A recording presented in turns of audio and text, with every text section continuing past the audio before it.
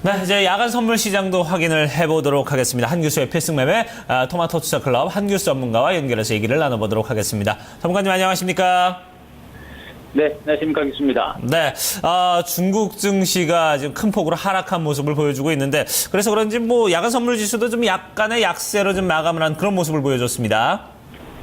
네, 그렇습니다. 야간 선물 지수도 좀 약세를 기록했고요. 글로벌 증시가 대체적으로 혼조 장세를 보였다라고 일단 보시면 될 것 같습니다. 글로벌 증시의 흐름과 함께 국내 코스피 지수도 겉으로 볼 때는 역시 이제 부진한 모습이 나타나고 있는데요. 그러나 이제 최근에 여러분께 말씀드렸죠. 지수보다는 종목적으로 좀 집중하는 장세다라고 말씀드렸습니다. 최근 장세가 지수는 약세권입니다만 그러나 상승하는 종목 수가 상당히 많이 늘어나고 있습니다. 우리 개인 투자자분들이 충분히 수익을 낼 수 있는 그런 장세가 종목을 중심으로 확산이 되고 있기 때문에 우리 시청자 여러분들 지수에 집중하기보다는 종목에 집중하셔서 종목을 중심으로 승부를 걸자라는 부분들을 먼저 말씀드리겠습니다. 오늘 국내 증시에 영향을 미칠 만한 이제 시장의 세 가지 체크 포인트. 일단 뉴욕 증시는 혼조세로 마감했습니다. S&P 500 지수가 사상 최고가를 기록하는 강세가 나타났습니다만 나머지 지수는 혼조 장세를 기록하는 모습이었고요. 특히나 중국 증시가 이제 큰 폭으로 하락세를 기록했습니다. 자, 이런 가운데 야간 선물 지수는 0.10포인트 하락하면서 260.40포인트 약세권에서 마감이 됐고 특히나 외국인 투자가들이 대체적으로 관망세가 계속해서 진행이 되고 있습니다. 그런 가운데 특징적인 부분들은 일부 경기 민감주로 매기가 확산되고 있다는 부분에 대해서 먼저 체크를 좀 하셔야 될 것 같습니다. 네. 오늘은 다른 날과는 다르게 중국 증시에 대해서 또 코멘트를 추가를 해주셨는데 그동안에 또 미국보다는 중국을 보자라는 이야기와 좀 일맥상통하지 않나 싶습니다. 그러면요, 이 중요하게 생각하시는 글로벌 증시 먼저 좀 자세하게 짚어주시죠. 네, 한번 체크를 해보겠습니다. 일단 미국 증시는 말씀드렸습니다만 다소간의 이제 조정 혼조 장세를 기록했습니다만 말씀드렸듯이 우리가 미국 증시는 그렇게 우리가 크게 신경 쓸 만한 부분들은 아닙니다. 나중에 지금 중국 증시가 많이 오른 상태여가지고 조정이 나타나면은 국내 증시에 영향을 좀 주겠습니다만 현재로 봤을 때는 미국 증시는 박스권 내지는 혼조 장세가 나올 수 있는 어떤 가능성이 높기 때문에 미국 증시는 많이 신경 안 쓰시는 게 좋을 것 같고요. 역시 이제 우리가 신경 써야 될 부분들은 중국 증시입니다. 중국 증시가 최근에 반등세를 기록하다가 다시 밀렸었죠.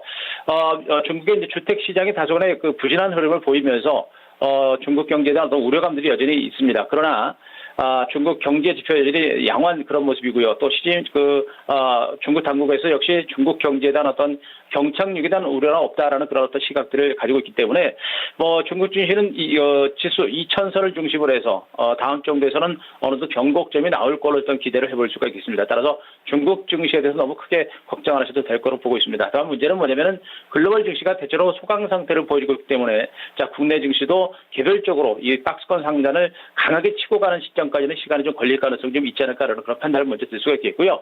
자, 이렇게 중국 증시와 글로벌 증시가 부진한 가운데 야간 선물 지수도 소폭의 약세권 시세를 기록했습니다. 하락폭은 크지 않았습니다만 그래도 0.10포인트 소폭 약세를 마감했고요. 수급적으로 외국인들이 이제 111계약 정도 소량 순매수를 기록했는데 전반적인 야간 선물 시장에서도 외국인과 기관들은 관망세적인 그런 분위기가 형성이 되고 있습니다. 이런 가운데 야간 선물 시장의 흐름과 더불어서 오늘 정규 시장의 선물 지수의 밴드를 예측을 해보게 되면요.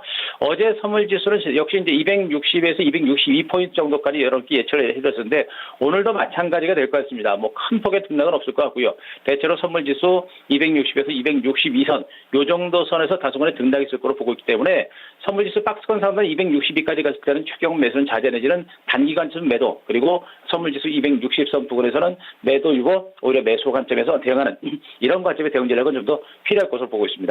자, 그리고 수급적인 측면에서 가장 중요한 포인트가 있는데요. 외국인 투자자들의 매수세가 일단 선물 시장에서 연회될 때 매도가 나왔고 또 거래소 시장에서 다시 380계약 억 정도 일단 매도가 좀 나온 상태입니다. 자, 외국인 투자자들의 매도가 일단 진행이 되는 만큼 전반적인 장세는 큰 반등은 쉽지는 않습니다. 그러나 매도 강도도 그렇게 크지 않기 때문에 추가적인 지수 급락이라든가 종목구들의 폭락을 예측하기는 쉽지는 않은 이런 상태로 보시면 되겠죠. 때문에 시장은 전반적으로 기관하고 외국인들의 어떤 관망세 쪽에서 지수는 소강 상태로 보일 가능성이 높은데 중요한 것은 종목군들의 동향입니다. 종목군들에서 봤을 때는 그동안 공격적인 매수를 기록했던 IT 종목군들을 중심으로 매수가 좀 약화되고 있는 모습이고 그런 가운데 일부 운송장비라든가 철강 중심으로 매수세가 확산되는 이런 모습입니다. 결국에 IT 중심의 어떤 그 매수세에서 경기 민감주로 매기가 확산되고 있는 부분에 대해서 우리가 주목해야 될 것이고 기관들도 이미 화학이라든가 철강주 쪽에서 매수가 진행되고 있기 때문에 점진적으로 앞으로 시장은 이러한 어떤 경기 민감주를 중심으로 한 어떤 시장의 흐름이 그 시장을 주도하는 그런 장세가 나올 수 있는 가능성에 대해서 우리가 계속해서 집중을 좀 하셔야 될 것 같습니다. 네. 자, 그럼 오늘장 투자 전략도 아울러서 좀 같이 좀 짚어주시죠. 예, 자, 오늘 시장의 투자 전략 한번 세워보도록 하겠습니다.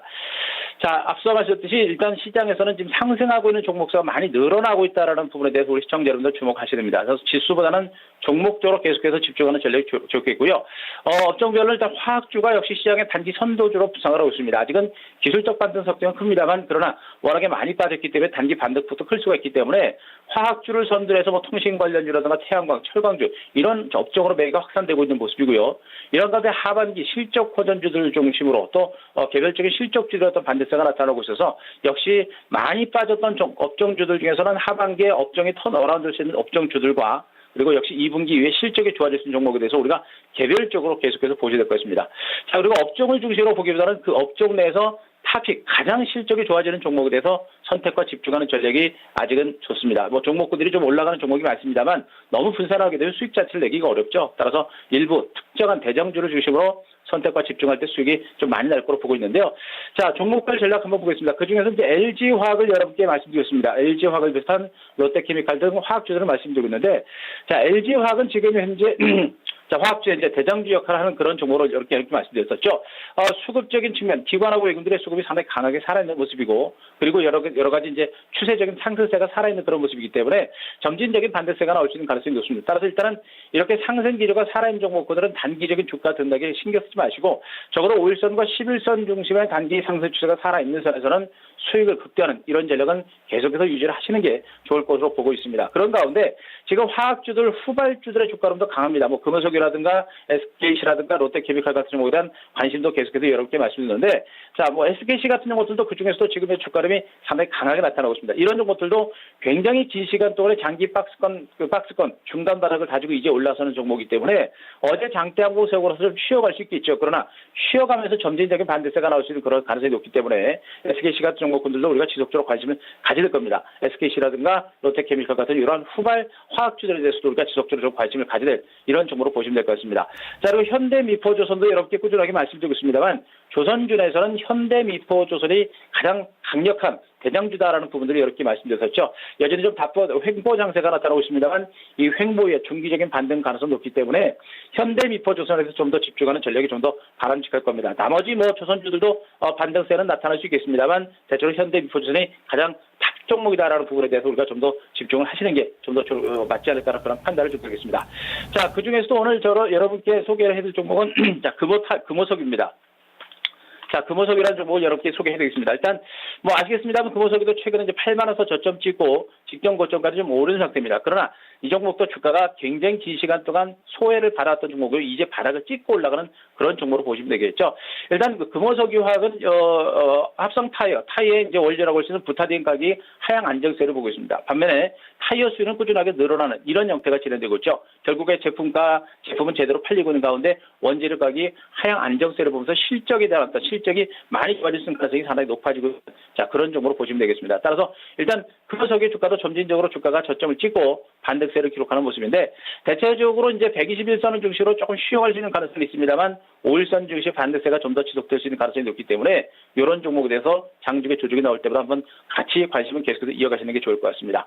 자, 매수가는 88,000원 정도 장중에 약세권의 시세가 나올 때 88,800원 정도를 주시로 저가 매수가 필요하겠고요. 자, 목표가는 105,000원 정도까지 반등 가능성이 있으니까 그 정도까지 보시고 자, 이 금호석유도 조정을 위해서 한번 관심을 갖는 이런 전략이 좀 더 필요한 종목이 아닐까 이렇게 정리를 드리겠습니다. 네. 자, 전문가님 오늘 말씀 고맙습니다. 네, 고맙습니다. 네. 자, 최근 들어서 계속해서 지금, 호조를 보이고 있는 금호석유. 이번 달 내에는 계속해서 좀 상승 기조를 보이고 있는데요. 앞으로의 전망도 밝다고 우리 한교수 전문가께서, 말씀을 해주셨습니다. 계속해서 좀 지켜보도록 하죠. 지금까지 한 교수의 필승 매매 함께 하셨습니다. 자, 토마토 모닝쇼 2부 순서는 여기서 이제 마무리를 짓도록 하고요. 저희는 잠시 후 3부에서 다시 돌아오도록 하겠습니다.